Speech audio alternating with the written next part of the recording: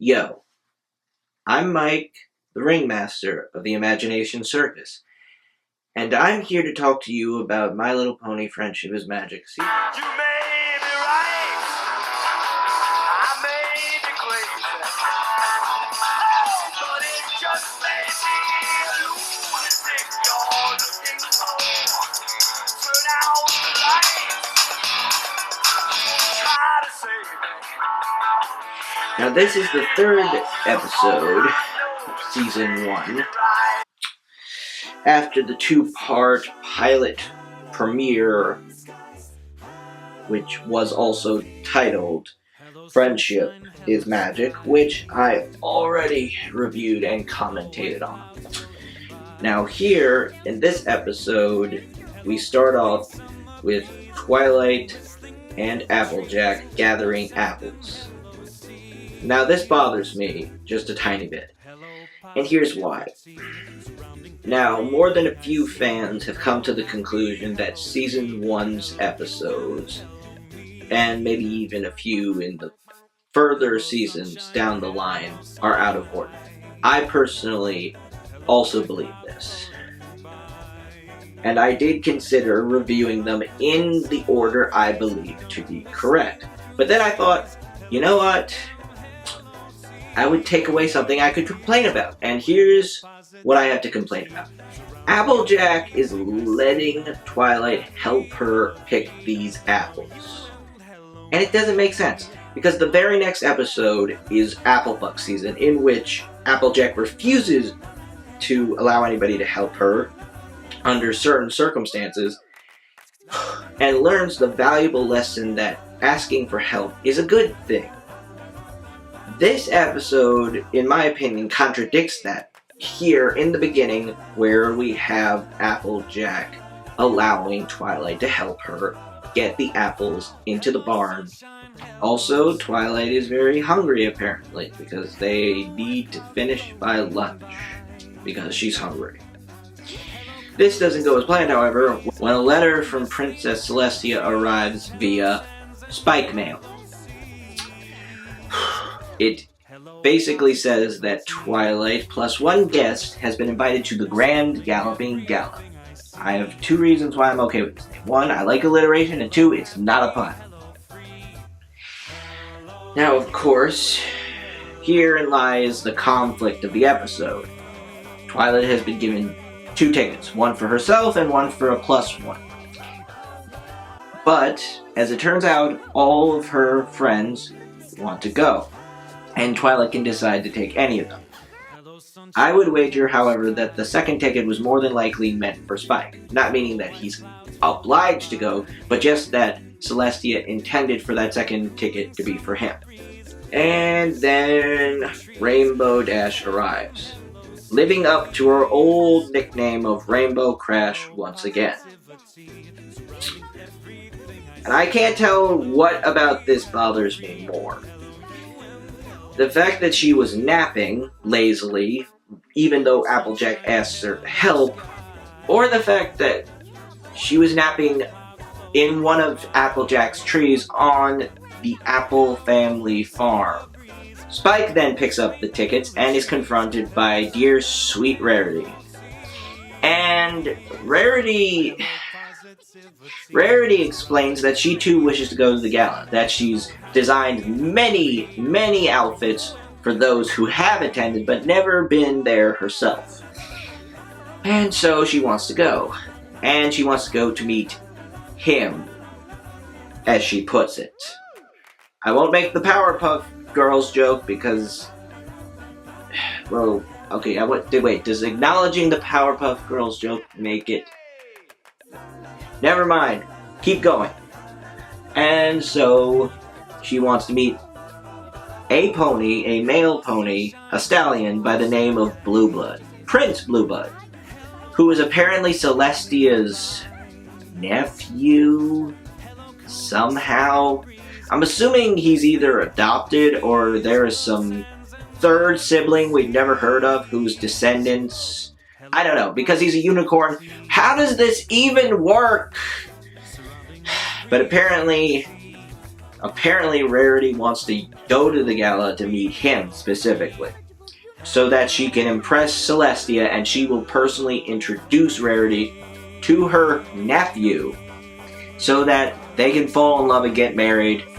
This is one of Rarity's more interesting traits, that she's easily swept up into romance and can easily get caught up in a fantasy like this. However, I would like to point out that you've met Princess Celestia, and even if you didn't talk to her or anything, you still technically met her already. Last episode. Literally in like the last 5 minutes of that episode, you met her. And even discounting that, you could just ask Twilight to ask Celestia to introduce you.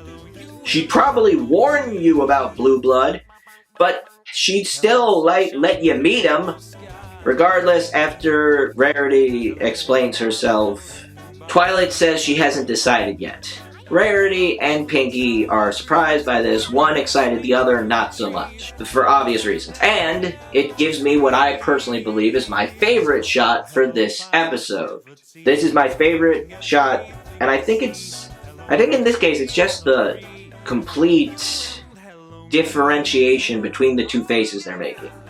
Pinkie looks so surprised and downtrodden, while Rarity looks so excited, and their faces are kind of smushed together, so it's a little weird, but I love this frame for some reason. It's legitimately adorable. Anyway, something steals the tickets from Spike and gives them to Fluttershy. And of course, Fluttershy, and this is one of the other things that makes me think that this episode is out of order. Fluttershy is being a little too forward about her wanting to go. She's showing a little too much confidence. Not wholly, but just a tiny bit, enough for me to think that she hasn't experienced enough development yet.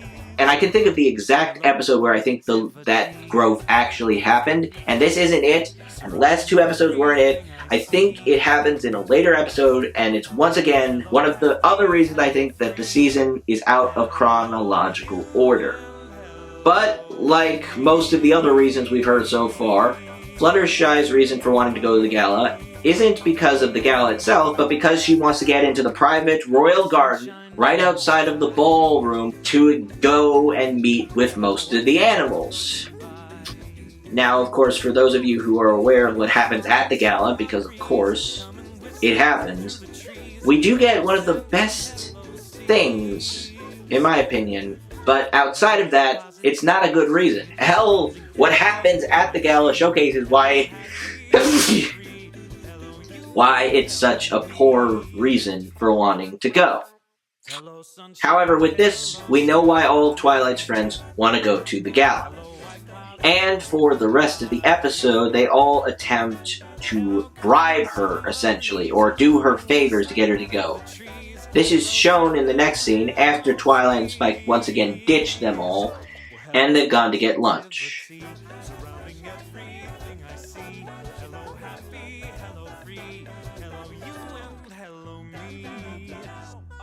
Twilight, I don't think that's sanitary. So the two have ordered, Spike getting hay fries, extra crispy, though he, of course, preferred gemstones, but then it's a pony restaurant and he's literally the only dragon in Equestria. He's not going to get his gemstones. Equestria is the nation, not the world. That's all I'm saying. And Twilight gets a daffodil and daisy sandwich.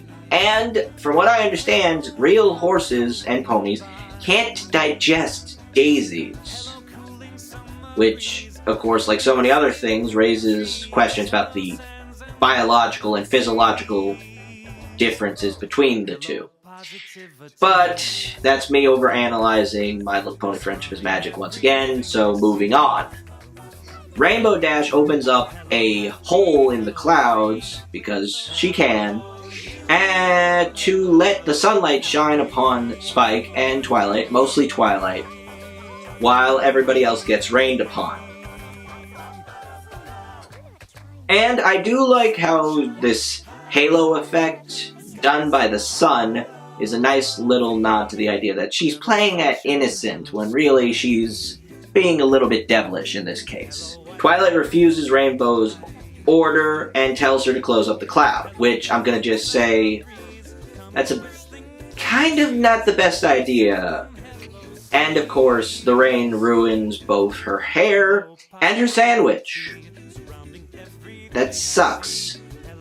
Then Rarity shows back up with a saddle umbrella, which is something that we will see more than once in this series, and is actually kind of clever when you think about it. Rarity then takes Twilight and Spike back to the boutique, and after getting a bit wet, puts an outfit on Twilight that she thinks would look great on her at the gala. Twilight doesn't immediately catch on. Also, this happens twice, and I have to say, I don't know what you're doing behind those things, Rarity, but I could say that whatever it is probably seems to be very uncomfortable. Also, she puts an outfit on Spike, which, while not looking the best on him, I've seen worse. Honestly, I think if he just removed the wig, he'd actually kind of look like a badass pirate, but that's just me. But Spike, having enough of this girly gala gunk, gets out and heads back to the library. Rarity once again tries to persuade Twilight, and Twilight finally catches on to the fact that she's trying to get the extra ticket to the gala.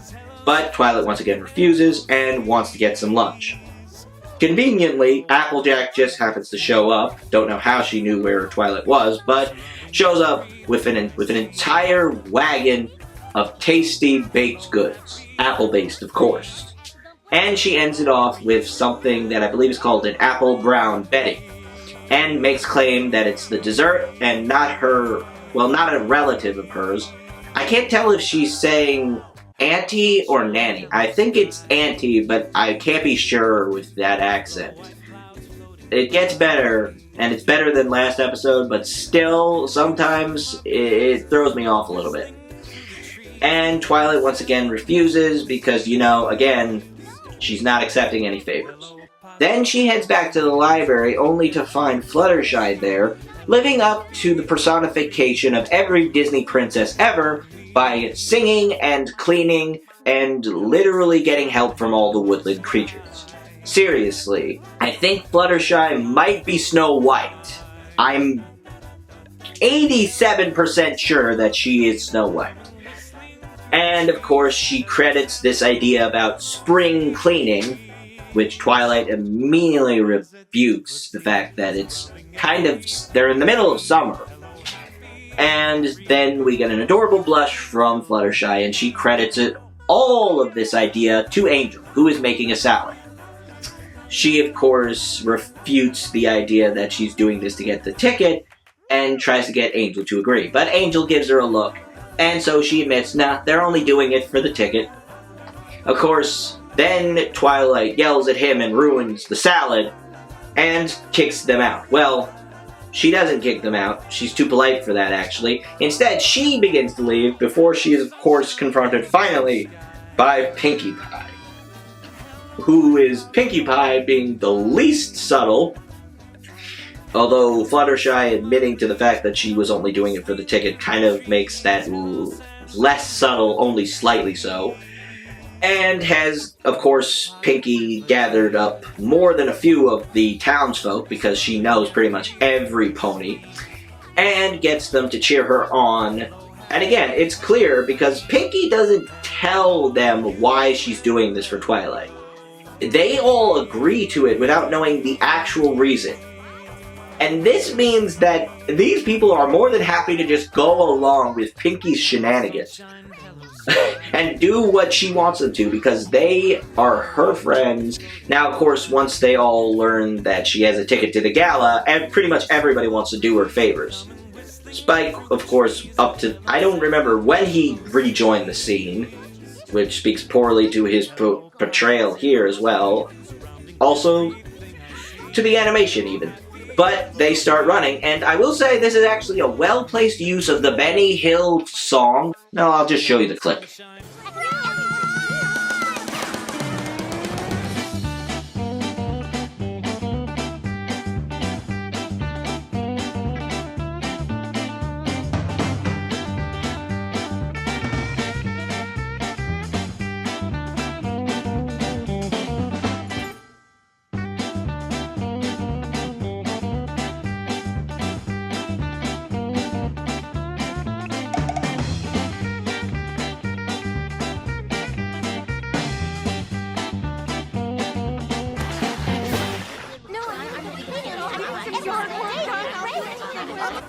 And of course, after being cornered, Twilight decides to teleport the two of them, herself and Spike, back to the library. Anyway, they decide to lock up completely and turn out all the lights in the library. Of course, Fluttershy and the rest of Twilight's friends are already back in the library. Which one means that they essentially just broke into their friend's house, although to be fair, Twilight did leave the door open. Look, I'm not kidding. And of course, she has a bit of a breakdown and she decides not to go. And then we get to the message of it all, where Twilight's friends all admit that they made a mistake and that, you know what, they don't want to go. Of course, Rainbow, having one of her less than endearing moments, decides that this means she's the one who's going to be able to go. And of course, she decides to give up the ticket as well. And then Twilight asks Spike to write a letter to Celestia saying that she'll return the ticket. And while everybody else is sad, not just because they don't get to go, but because Twilight is giving up her chance to go, she says if not all her friends, then none of them can go. Now, of course, Spike then sends them back. And of course, this is also the first time that we get a friendship letter or friendship lesson written down. Celestia did technically tell her that she should study friendship. She just never said anything about homework. But Twilight is a good student and sends her said report. Now, Celestia is the ruler of Equestria. She just got her sister back. She just got through with one of the biggest celebrations in the entire nation. And she's currently planning probably one of the biggest parties in, like, one of the biggest social gatherings there is. Also, the ponies like to party a lot, if this is any indication. But Celestia could easily say, okay, well, if you don't want to go, then you're not going. Or she could even be mean about it. She could be rude, she could be a total bitch. But here's what she does. She sends an almost immediate reply, not unlike that last episode, or rather the very first one, because man, does she write fast. Must be nice having magic. And sends 6 tickets instead of 2, saying that all you had to do was ask, Twilight, which is a pretty good point. Granted, Twilight's too respectful to even attempt to ask for extra tickets, which is, I'll say, nice of her, but really, you're a pretty good relationship. And Celestia seems to like you. You're her prize pupil. Just ask for the tickets. But you know what? Everything turned out well in the end. And they go. And Spike is sad that he didn't get a ticket to the gala, even though he's been complaining about it this whole time. Then he spits up a 7th ticket off screen, though we do get this large luminous flash, which brings up a question because that doesn't seem to be something that's ever happened outside of this one situation. But maybe the animators just wanted to make it clear, which is fine, but at least keep things consistent. And he seems excited, but then he throws it off and claims once again, I don't need any of that girly gala gunk. Fair. And we end the episode on this very, very good note. This isn't the best follow-up to a first episode of a series I've ever seen, but it's not the worst either.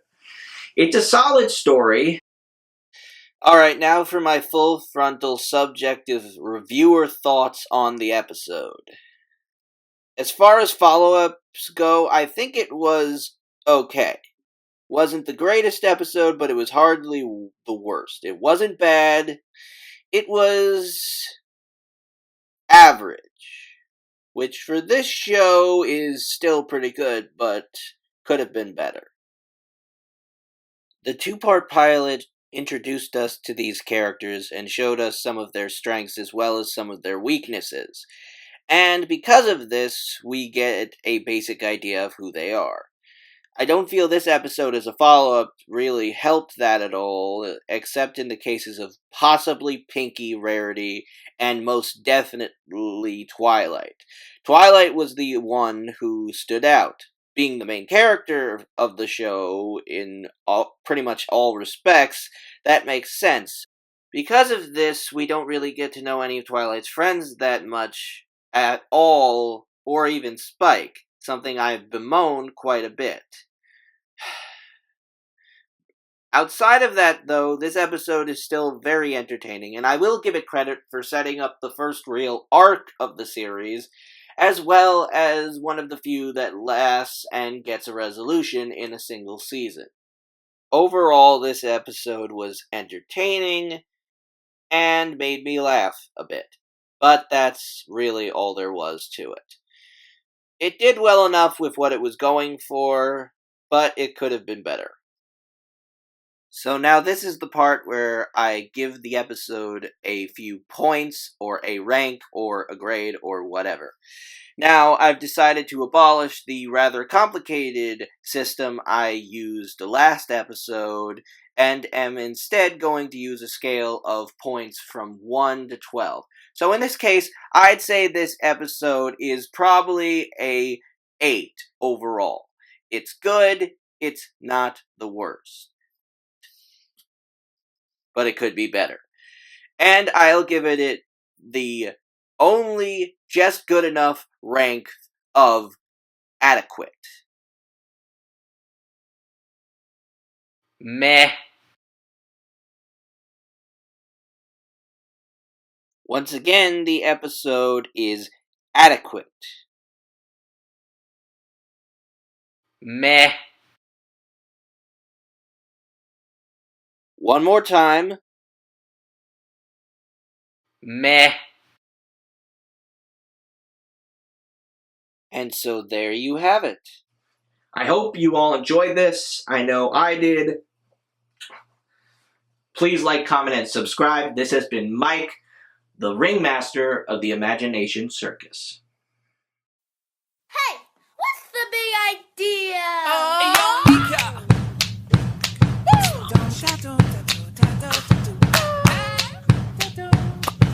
Sucking too hard on your lollipop, hey, love's gonna get you down. Girl, said sucking too hard on your lollipop, hey, love's gonna get you down.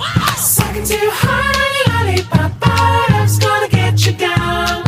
Sucking too hard on your lollipop, love's gonna get you down. Say love, oh, love's gonna get you down. Say love, oh, love's gonna get you down. I went walking with my mama one day when she warned me what people say. Live your life until love is found, 'cause love's gonna get you down. Take a look at the girl next door. She's a player and a downright bore. Jesus loves her, she wants more. Oh, bad girls get you down. Sing it. Sucking too hard on your lollipop, love's gonna get you down. Sucking too hard on your lollipop, love's gonna get you down. Say love, oh, love's gonna get you down. Say love, oh, love's gonna get you down. Mama told me what I should know. Too much candy gonna rot your soul. If she loves you, let her go, 'cause love only gets you down. Take a look at a boy like me. Never stood on my own 2 feet. Now I'm blue as I can be. Oh, love, come get me down. Sing it. Sucking too hard on your lollipop, love's gonna get you down. Sucking too hard on your lollipop, love's gonna get you down. Say love, oh, love's gonna get you down. Say love, oh, love's gonna get you down. I went walking with my mama one day when she warned me what people say. Live your life until love is found, or love's gonna get you down. Sing it. Sucking too hard on your lollipop, oh, love's gonna get you down. Sucking too hard on your lollipop, oh, love's gonna get you down. Say love, oh, love's gonna get you down. Say love, oh, love's gonna get you down. Mama told me what I should know. Too much candy gonna rot your soul. If she loves you, let her go, 'cause love only gets you down.